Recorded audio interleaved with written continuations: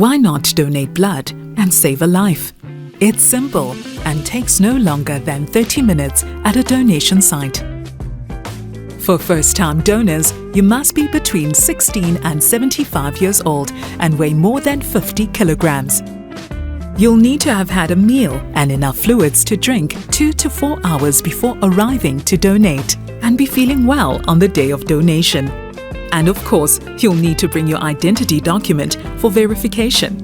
When you arrive, you'll be required to fill out a simple questionnaire and be interviewed by one of our staff. They'll take your blood pressure, pulse, weigh you, and test your hemoglobin levels. We always use a new sterile needle and blood bag, and it takes little more than 20 minutes to donate blood. After donating, we recommend sitting for 15 to 20 minutes whilst you enjoy some of the snacks and beverages we provide. This will decrease your chances of feeling dizzy and fainting. Your blood then goes to our laboratory for testing and is separated into plasma, platelets, and red cells. Isn't it good to know your blood will be donated to one of our thousands of patients in need around the country? It's the right thing to do. Your blood saves lives.